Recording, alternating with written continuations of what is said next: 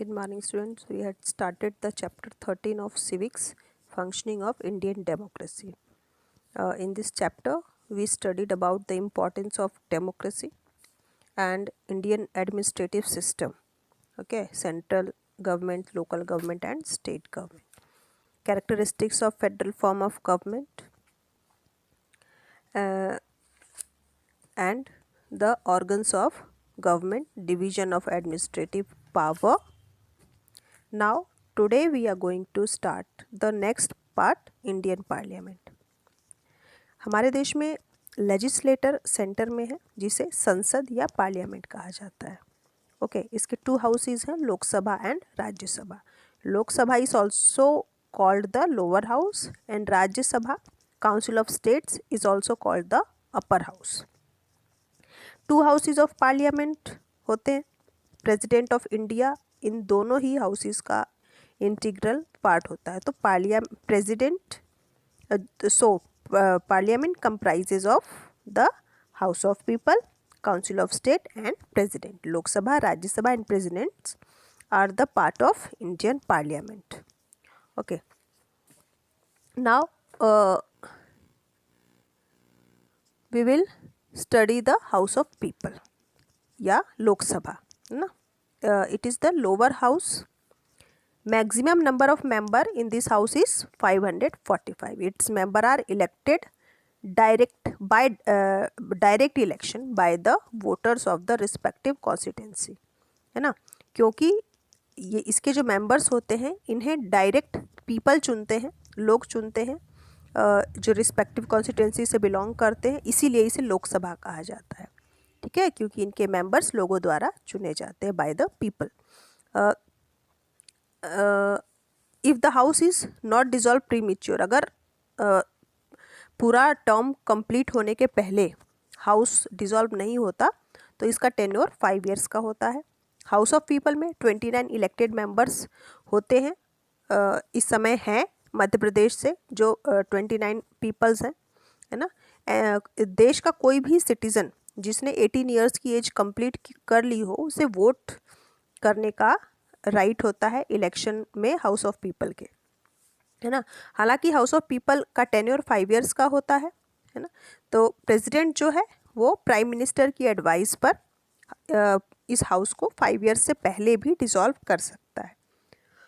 House of people के जो officers होते हैं वो हैं speaker and deputy speaker. Lok Sabha speaker और डिप्टी स्पीकर को अपने मेंबर्स में से ही इलेक्ट करते हैं. ठीक है, तो कुछ फंक्शंस होते हैं हाउस ऑफ पीपल के स्पीकर के. फर्स्ट है to preside over the sitting of the house, है ना.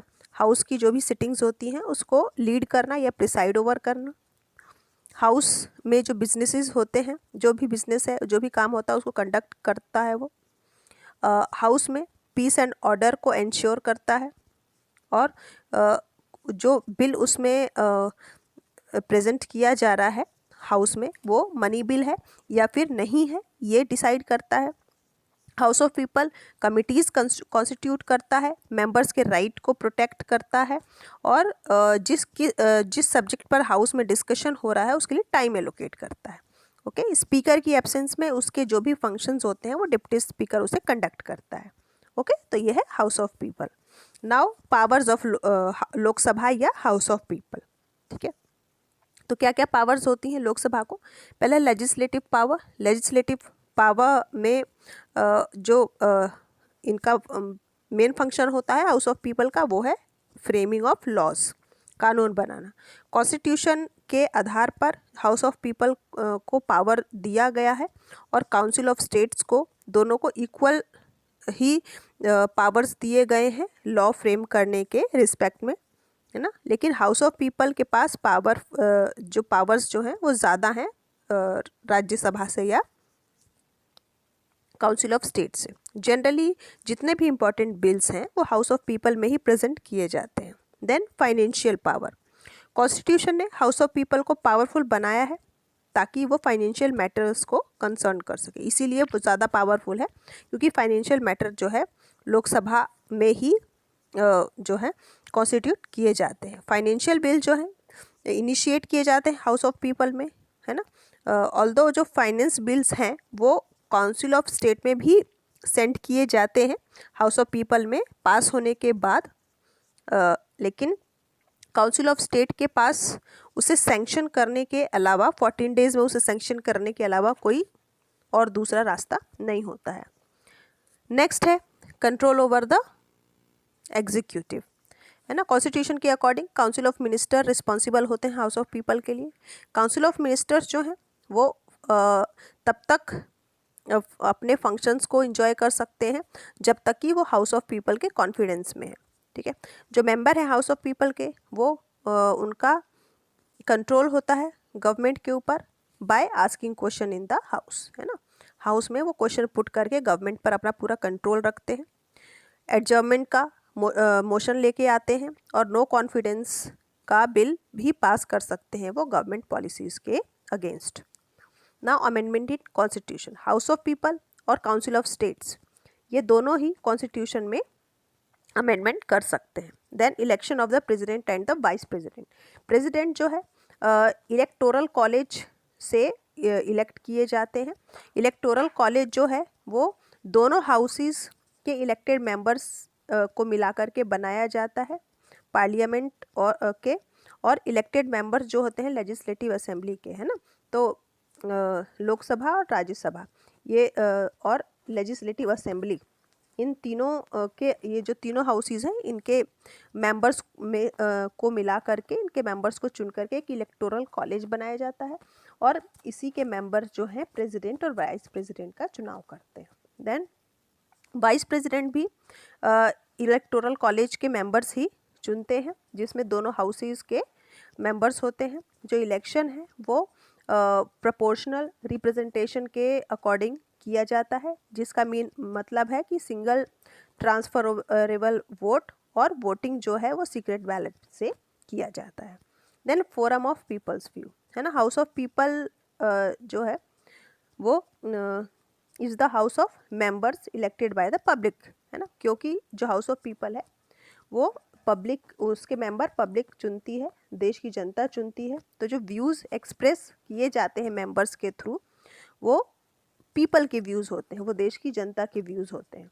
तो हाउस ऑफ पीपल जो है एक तरह से लोगों के एस्पिरेशन का मिरर होती है, लोगों के एस्पिरेशन और उनकी फीलिंग्स का एक आईना कह सकते हैं आप हाउस ऑफ पीपल को। और क्या क्या फंक्शंस होते हैं लोकसभा के? लोकसभा जो है वो प्रेसिडेंट के लिए इम्पीचमेंट का मोशन लाती है और ये काउंसिल ऑफ स्टेट जो भी प्रपोज़ल पास करती है उस पर डिस्कस कर सकती है और वाइस प्रेसिडेंट को रिमूव भी कर सकती है। साथ ही ये डिस्कस करती है सुप्रीम कोर्ट और हाई कोर्ट के जजेस के इम्पीचमेंट के लिए। It is necessary for Lok Sabha to confirm the emergency proclaimed by the president within a month, otherwise such proclamation shall automatically be nullified। Lok Sabha के लिए बहुत ज़रूरी होता है कि वो प्रेसिडेंट के थ्रू जो इमरजेंसी लागू की गई है उसे 1 मंथ के अंदर ही कंफर्म करें, अदरवाइज़ ये जो प्रोक्लेमेशन होता है वो ऑटोमेटिकली नल हो जाता है या फिर डिसमिस हो जाता है। Now the council of state, second house है पार्लियामेंट का, काउंसिल ऑफ स्टेट या राज्यसभा, इसे अपर हाउस भी कहते हैं पार्लियामेंट का। ये एक परमानेंट हाउस होता है और इसे डिसॉल्व नहीं किया जा सकता। नाउ मेंबरशिप, मैक्सिमम नंबर जो है काउंसिल ऑफ स्टेट के वो 250 होते हैं जिनमें से 238 मेंबर लेजिस्लेटिव असेंबली के से चुने जाते हैं और रिमेनिंग 12 मेंबर्स जो हैं उन्हें प्रेसिडेंट ऑफ इंडिया नॉमिनेट करते हैं with the consultation of cabinet of minister. ये जो मेंबर्स हैं वो फेमस पर्सनालिटीज़ में से होते हैं जो literature, art, culture, social services और पब्लिक लाइफ इन फील्ड्स में से आते हैं। 11 मेंबर्स जो हैं इस समय काउंसिल ऑफ स्टेट में वो मध्य प्रदेश से बिलोंग करते हैं। ना क्वालिफिकेशन ऑफ मेंबर्स, मेंबर्स की क्वालिफिकेशन क्या होती है इसमें? The qualification of members of state council of states are the same as are the member of house of people. So the qualification जो है लोकसभा और राज्यसभा के मेंबर के लिए इक्वल होती है। जो केवल एक डिफरेंस होता है उनमें वो है एज लिमिट का। जो काउंसिल ऑफ स्टेट के मेंबर होते हैं उनकी एज लिमिट 30 ईयर्स है, जबकि लोकसभा के मेंबर्स की एज लिमिट जो है वो 25 ईयर्स होती है। Procedure for election of members. Council of state के मेंबर को इलेक्ट करने के लिए लेजिस्लेटिव असेंबली के जो मेंबर हैं हर स्टेट के, उनका प्रोपोर्शनल रिप्रेजेंटेशन सिस्टम में के थ्रू उनको चुना जाता है। काउंसिल ऑफ स्टेट जो है वो डिसॉल्यूशन का सब्जेक्ट नहीं है ना, हाउस ऑफ पीपल की तरह। उसके टेन्योर को उसका टेन्योर जो है मेंबर्स का 6 ईयर्स का होता है और इसे डिसॉल्व नहीं किया जा सकता है। 1/3 मेंबर जो होते हैं इसके वो हर 2 साल में रिटायर होते हैं और उनके प्लेस पे नए मेंबर इलेक्ट कर लिए जाते हैं। तो इस तरह से ये जो कंटिन्यूटी है टेन्योर की काउंसिल ऑफ स्टेट में वो बनी रहती है। ऑफिसर्स ऑफ पार्लियामेंट, चेयरमैन होता है और एक डिप्टी चेयरमैन होता है राज्यसभा में। वाइस प्रेसिडेंट ऑफ इंडिया जो है एक्स ऑफिशियो चेयरमैन होता है काउंसिल ऑफ स्टेट का। जो मेंबर्स है काउंसिल ऑफ स्टेट के उनमें वो एक मेंबर को अपने में से इलेक्ट करते हैं एज अ वाइस चेयरमैन। जो ड्यूरेशन है वाइस चेयरमैन की वो 6 ईयर्स की होती है और जो चेयरमैन के फंक्शंस होते हैं वो राज्यसभा की जो मीटिंग्स होती हैं और हाउस ऑफ बिजनेस जो होते हैं हाउस के, उनको कंडक्ट करना और प्रिसाइड ओवर करना इनका फंक्शन है main. Powers of council of state, एक फाइनेंशियल मैटर के को छोड़ करके जो काउंसिल ऑफ स्टेट है नॉर्मली उसको वही सारे पावर्स होते हैं जो हाउस ऑफ पीपल को होते हैं। ठीक है, फर्स्ट है legislative power. Council of state जो है लेजिस्लेशन के पावर्स को इंजॉय करती है हाउस ऑफ पीपल में जो वेस्ट होता है ना। कोई भी बिल जो इनिशिएट होता है दोनों हाउसेस में, लेकिन जो दोनों हाउसेस हैं वो बिल को पास जब तक नहीं कर देते तब तक वो एक्ट नहीं बनता है। ठीक है, तो मतलब कहने का कि दोनों ही हाउसेस में किसी भी बिल को मंजूरी मिलनी चाहिए तभी वो एक्ट बनता है। फाइनेंशियल पावर्स, कोई भी फाइनेंस बिल जो है वो केवल हाउस ऑफ पीपल में ही इनिशिएट होता है ना। फाइनेंशियल मैटर के रिस्पेक्ट में जो काउंसिल ऑफ स्टेट के पावर्स हैं वो नेग्लिजिबल है, मतलब उनको उतने पावर्स नहीं दिए गए हैं। कोई भी मनी बिल जो है काउंसिल ऑफ स्टेट में केवल कंसिडरेशन के लिए भेजा जाता है जब वो हाउस ऑफ पीपल में पास हो जाता है और इसे 14 डेज में वहाँ से पास करके वापस उन्हें भेजना पड़ता है। कंट्रोल ओवर द एग्जीक्यूटिव, जो काउंसिल ऑफ स्टेट के मेंबर्स होते हैं उनका कैबिनेट ऑफ मिनिस्टर्स पर कंट्रोल रहता है by asking questions on the matter of public interest, है ना। वो उनसे पब्लिक इंटरेस्ट पर क्वेश्चन पुट कर सकते हैं और इसके थ्रू उन पर कंट्रोल रखते हैं।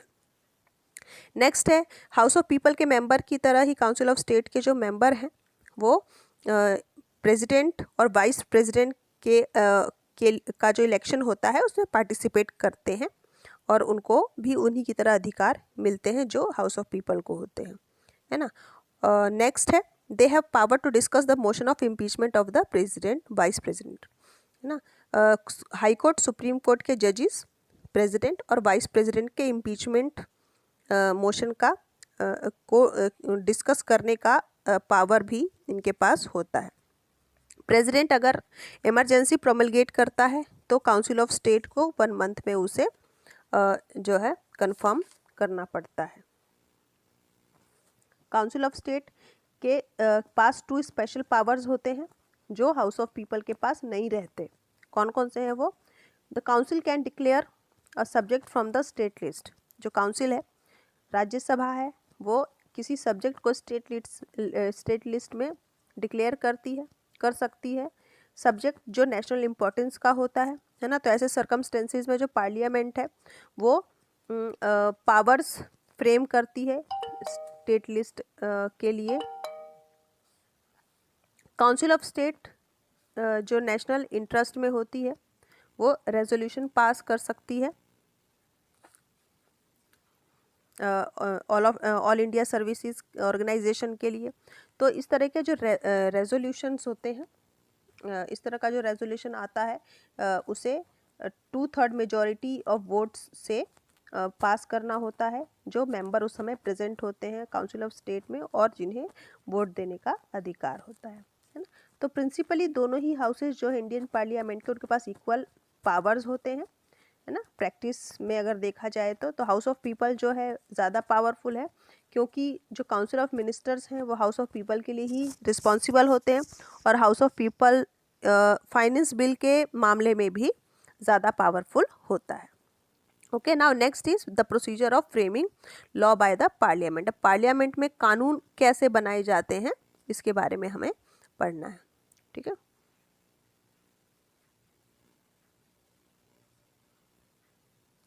नाउ मोस्ट इंपॉर्टेंट फंक्शन है पार्लियामेंट का लॉज फ्रेम करना कंट्री के लिए। पार्लियामेंट के पास लॉज फ्रेम करने का पावर होता है on subject contained in central list, concurrent list and during emergency on subject from the state list also, है ना। हमने फर्स्ट पार्ट में पढ़ा था कि सब्जेक्ट्स होते हैं जिन पर स्टेट को और सेंट्रल गवर्नमेंट को लॉज फ्रेम करने होते हैं। जो सेंट्रल लिस्ट होता है उस पर पार्लियामेंट रूल लॉज बनाती हैं, और स्टेट लिस्ट जो है उनमें जो सब्जेक्ट्स होते हैं उन पर स्टेट गवर्नमेंट लॉज बनाती हैं। उसके अलावा कॉन्करेंट लिस्ट होता है, जो दोनों में से किसी के पास भी ये पावर हो सकता है कि वो उस पर बिल बना सकते हैं या फिर लॉज बना सकते हैं। तो बिल्स जो हैं इनेक्टमेंट होता है पार्लियामेंट में जिसे प्रेजेंट किया जाता है ना। तो बिल्स दो टाइप के होते हैं, ऑर्डिनरी बिल और मनी बिल, ठीक है। ऑर्डिनरी बिल जो है वो दोनों में से किसी भी हाउस में प्रेजेंट किया जा सकता है, लेकिन मनी बिल सिर्फ हाउस ऑफ पीपल में ही प्रेजेंट किया जाता है with the permission of president. The procedure of passing a bill, किसी बिल को कैसे पास किया जाता है, किन प्रोसीजर्स के थ्रू ये आगे बढ़ता है।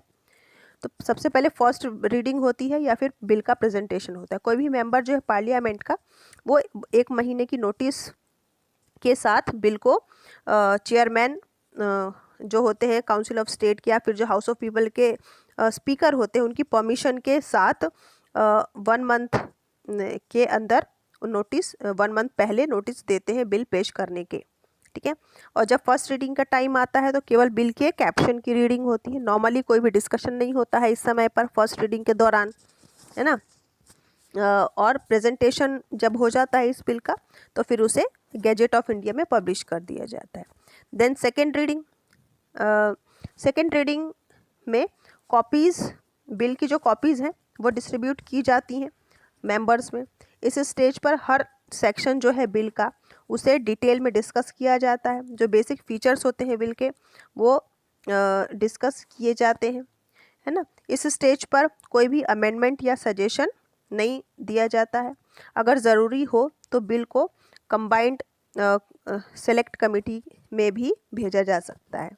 देन कमिटी स्टेज, हाउस में डेलिब्रेशन के लिए हाउस को 2 स्मॉल जो छोटी छोटी कमिटीज़ में डिवाइड कर दिया जाता है। जो कमेटी के मेंबर होते हैं वो माइन्यूटली हर आर्टिकल को, हर पैरा को पढ़ते हैं बिल के और उस पर डेलिब्रेट करते हैं। जो कमेटी है वो सब्जेक्ट इसके स्पेशलिस्ट, अगर वो ज़रूरी समझे तो सब्जेक्ट के स्पेशलिस्ट को भी कंसल्ट कर सकती है।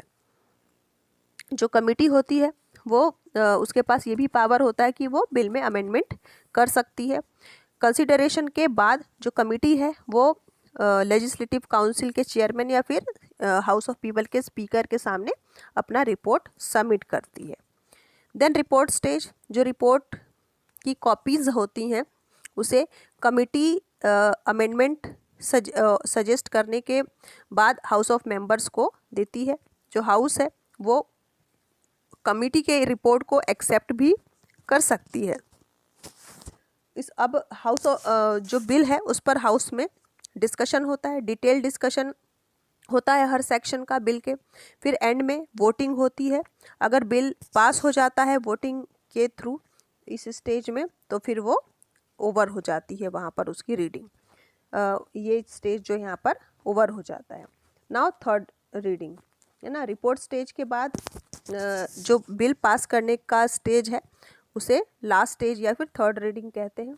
इस स्टेज में डेलिब्रेशन होता है ना। कुछ जो मेन फीचर्स होते हैं बिल के उन पर डेलिब्रेशन किया जाता है और बिल के हर सेक्शन को नहीं इसमें डेलिब्रेट किया जाता है। इस स्टेज पर कोई भी चेंजेस नहीं किया जा सकता है जो बिल ड्राफ्ट किया गया है। अगर बिल पास हो जाता है हाउस में तो इसे दूसरे हाउस में भेजा जाता है under the signature of speaker और chairman of the house. Now sending bill the second house, जब बिल पास हो जाता है एक हाउस में तो दूसरे हाउस में उसे अफोर्सेड मैनर के तहत भेजा जाता है। Then assent of the president, जब बिल दोनों हाउसेज में पास हो जाता है तो फिर उसे प्रेसिडेंट के पास असेंट के लिए भेजा जाता है। जब प्रेसिडेंट का असेंट मिल जाता है बिल को तो फिर वो लॉ बन जाता है और इसे गवर्नमेंट गैजेट में पब्लिश कर दिया जाता है। जो ऑर्डिनरी बिल्स होते हैं उन पर प्रेसिडेंट जो है अपना असेंट दे सकता है या फिर उसे रिकंसीडरेशन के लिए दोनों हाउसेस में भेज सकता है। अगर दोनों ही हाउसेस दोबारा से बिल पास करके प्रेसिडेंट को दे देते हैं तो फिर प्रेसिडेंट उसे असेंट दे सकता है। Now money bill, money bill को पास करने का जो डिफरेंट मैनर होता है उसका थोड़ा अलग तरीका होता है। मनी बिल्स जो है केवल हाउस ऑफ पीपल में ही इंट्रोड्यूस किए जाते हैं। हाउस ऑफ पीपल जो है मनी बिल पास करने के बाद इसे काउंसिल ऑफ स्टेट में कंसिडरेशन के लिए भेजता है और इसे 14 डेज में उसे पास करना पड़ता है। यहाँ तक कि जो काउंसिल ऑफ स्टेट है वो कुछ अमेंडमेंट्स सजेस्ट कर सकता है। जो बिल है उसे पास किया जाता है इसी तरीके से जिस तरीके से कॉमन ऑर्डिनरी बिल को हाउस ऑफ पीपल में पास किया रखा जाता है या पास किया जाता है। सेम प्रोसेस होती है इसकी भी। फाइनेंशियल मैटर में जो काउंसिल ऑफ स्टेट है उसके पावर्स नेग्लिजिबल होते हैं। हाउस ऑफ पीपल ने बिल पास होने के बाद इसे काउंसिल ऑफ स्टेट में कंसिडरेशन के लिए भेजा जाता है। हाउस ऑफ पीपल के जो स्पीकर होते हैं उस सिग्नेचर उनके होने के बाद ऑथेंटिकेशन सेंड किया जाता है प्रेसिडेंट को और प्रेसिडेंट के सिग्नेचर इस पर बहुत ज़रूरी होते हैं एसेंट के रूप में। तो इस तरह से पार्लियामेंट में बिल पास किए जाते हैं और लॉज बनाए जाते हैं। ना एग्जीक्यूटिव, एग्जीक्यूटिव जो है एक दूसरा इम्पॉर्टेंट ऑर्गन होता है गवर्नमेंट का। एफिशिएंट फंक्शनिंग के लिए हर गवर्नमेंट के हर ऑर्गन्स के एग्जीक्यूटिव जो है बहुत रिस्पॉन्सिबल होता है ना। जो एग्जीक्यूटिव है वो एक बॉन्ड की तरह होता है जो लेजिस्लेचर और जुडिशियरी को जोड़ता है। तो एग्जीक्यूटिव जो है वो गवर्नमेंट के हर ऑर्गन के फंक्शन के लिए जिम्मेदार होता है। हमारे देश में फेडरल सिस्टम है गवर्नमेंट का, इसीलिए जो एग्जीक्यूटिव है वो 2 टाइप्स का होता है। Central executive for the central administration and state executive for administration in the state.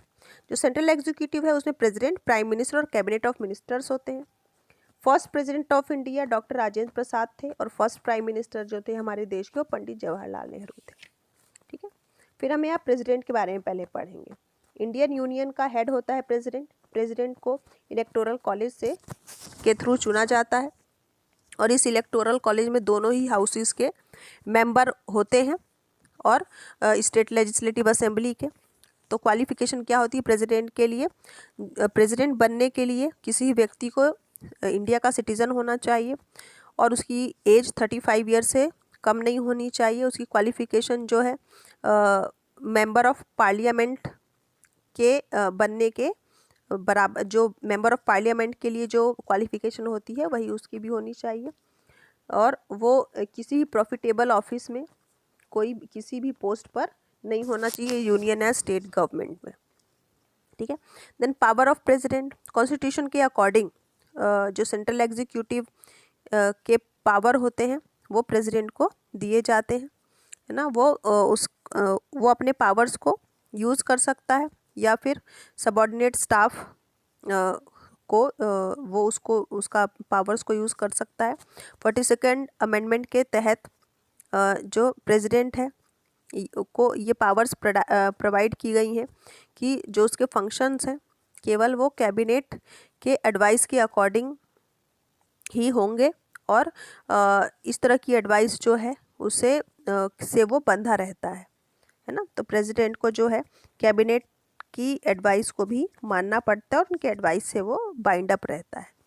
President के पावर्स 2 टाइप्स के होते हैं, अंडर ऑर्डिनरी कंडीशन या फिर पावर ड्यूरिंग पीस टाइम, जब सब कुछ नॉर्मल होता है कंट्री में तो उस समय, और अंडर एक्स्ट्रा ऑर्डिनरी कंडीशन और पावर ड्यूरिंग एमरजेंसी, और जब कंडीशंस कंट्री की नॉर्मल नहीं होती हैं उस समय उनके पावर्स कुछ अलग होते हैं। तो क्या पावर्स होते हैं एग्जीक्यूटिव के? फर्स्ट है appointment of the prime minister and other minister. House of people के जब इलेक्शन हो जाते हैं फिर जो प्रेसिडेंट है वो प्राइम मिनिस्टर को चुनता है। जो भी लीडिंग पार्टी होती है, मेजॉरिटी पार्टी होती है, उसके लीडर को एज अ प्राइम मिनिस्टर चुनता है। अगर कोई एक पार्टी मेजॉरिटी सिक्योर नहीं करती है तो प्रेसिडेंट जो है वो प्रेसिडेंट के डिस्क्रिशन पर उस व्यक्ति को प्राइम मिनिस्टर के रूप में चुना जाता है, जो स्टेबल गवर्नमेंट दे सकता है वोट ऑफ कॉन्फिडेंस हाउस से पाने के बाद। जो प्रेसिडेंट है दूसरे मिनिस्टर्स को भी प्राइम मिनिस्टर के एडवाइस पर अपॉइंट करता है। वर्क रिलेटिंग टू अपॉइंटमेंट, जो प्रेसिडेंट है स्टेट के गवर्नर को भी अपॉइंट करता है। फॉरेन कंट्रीज़ के ambassador, attorney general of India, chairman and member of union public service commission, controller and auditor of India and officer on other important post, इन सब का चुनाव जो है देश का राष्ट्रपति करता है। प्रेसिडेंट जो है ना ये सारे जो अपॉइंटमेंट्स हैं वो प्राइम मिनिस्टर और काउंसिल ऑफ मिनिस्टर की एडवाइस पर ही करता है। देन लेजिस्लेटिव पावर्स, जो प्रेसिडेंट होता है वो इंटीग्रल पार्ट होता है पार्लियामेंट का, और प्रेसिडेंट को लेजिस्लेटर से रिलेटेड जो है कुछ पावर्स उनको दी जाती हैं। To summon the parliament to hold a session, to adjourn it and to dissolve it, है ना। वो पार्लियामेंट में सेशन होल्ड करने, उसे एडजर्न करने और डिसॉल्व करने का समन जारी करता है। To address combined session of both house, वो पार्लियामेंट के दोनों हाउसेस का कंबाइंड सेशन बुला सकता है जनरल इलेक्शन के, हर जनरल इलेक्शन के बाद या फिर साल में एक बार। और 12 मेंबर्स को वो नॉमिनेट करता है जो काउंसिल ऑफ स्टेट के होते हैं, और स्पेशल क्वालिटी उनमें होती है आर्ट, लिटरेचर, म्यूज़िक के फील्ड में। जो भी बिल्स पास किए जाते हैं पार्लियामेंट में उन्हें एसेंट देता है प्रेसिडेंट।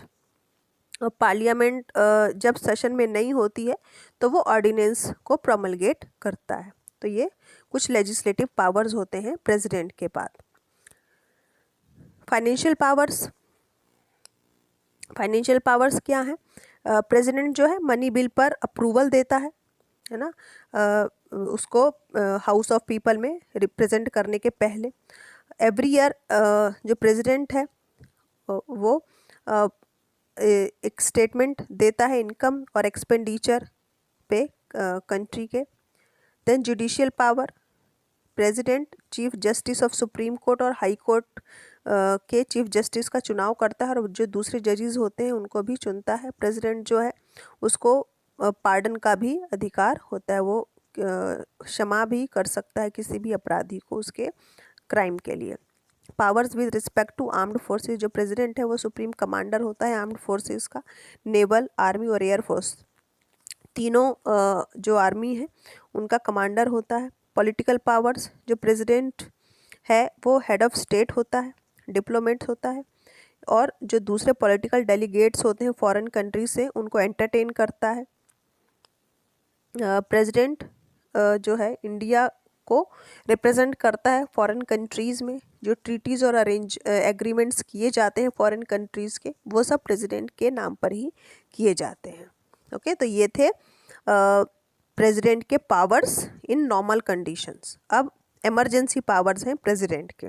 जब इमरजेंसी की कंडीशन होती है कंट्री में तो उस समय प्रेसिडेंट के जो पावर्स होते हैं वो उनमें कुछ चेंजेस आ जाते हैं। जो प्रेसिडेंट है वो इमरजेंसी डिक्लेयर कर सकता है कंट्री में, अगर कोई एक्सटर्नल एग्रेशन हो रहा हो कंट्री में, इंटरनल आर्म्ड अपराइज हो रहे हों, या फिर कॉन्स्टिट्यूशनल फेलियर हो रहा है वो स्टेट में, या फिर फाइनेंशियल क्राइसिस की स्थिति हो, तो इन सब परिस्थितियों में वो इमरजेंसी डिक्लेयर कर सकता है। जो इमरजेंसी है वो प्रेसिडेंट केवल कैबिनेट के एडवाइस पर ही जारी कर सकता है, और जो पार्लियामेंट के दोनों हाउसेस हैं इनका भी 2 मंथ्स के अंदर डिक्लेरेशन चाहिए होता है इमरजेंसी को लेकर के। इस तरह की सर्कमस्टेंसेस में पार्लियामेंट जो है वो लॉज इनेक्ट करने का पावर एक्वायर करती है पूरे देश के लिए। यूनियन गवर्नमेंट जो है ऐसे सर्कमस्टेंसेस में स्टेट को डायरेक्शन दे सकता है। नेक्स्ट है, from the report of the governor और from any other source when the president has reason to believe that the administration of the state is not running as per the provision of the constitution then the president with prior approval of the central cabinet may impose president rule in the state, है ना। अगर governor की report अगर आती है इस तरह की, या फिर कोई दूसरे सोर्सेज हैं जिससे प्रेसिडेंट को ये पता चलता है कि जो स्टेट है वो कॉन्स्टिट्यूशन के अकॉर्डिंग नहीं रन हो रहा है, तो प्रेसिडेंट ऐसे समय पर सेंट्रल कैबिनेट के अप्रूवल से स्टेट में प्रेसिडेंट रूल इम्पोज कर सकता है, और दोनों हाउसेज जो हैं उनका अप्रूवल इसमें नेसेसरी होता है। इस तरह के डिक्लेरेशन में 2 मंथ्स के अंदर उन्हें डिक्लेयर करना पड़ता है दोनों हाउसेस को। इस पीरियड के दौरान जो पूरा पार्शियल एडमिनिस्ट्रेशन होता है स्टेट का, वो प्रेसिडेंट के हाथों में आता है, और जो प्रेसिडेंट है वो अपने पावर को डेलीगेट कर सकता है गवर्नर को, एडमिनिस्ट्रेशन को। इस पीरियड के दौरान जो पावर्स होते हैं लॉज फ्रेम करने के, वो पार्लियामेंट के पास ही रहते हैं, और इस पीरियड के दौरान जो गवर्नर है वो सारे एडमिनिस्ट्रेटिव पावर्स इंजॉय करता है स्टेट में, सिवाय हाई कोर्ट के पावर्स के, है ना। नेक्स्ट है when the president has reason to believe that severe financial emergency, जब प्रेसिडेंट को ये महसूस होता है कि फाइनेंशियल इमरजेंसी की कंडीशन आ गई है, तो ऐसे समय पर वो फाइनेंशियल इमरजेंसी इम्पोज कर सकता है कंट्री में। तो ये थे प्रेसिडेंट के पावर्स। नाउ नेक्स्ट पार्ट जो है इसमें prime minister and the cabinet of minister, ये मैं नेक्स्ट क्लास में आपको एक्सप्लेन करूँगी। Till then good bye.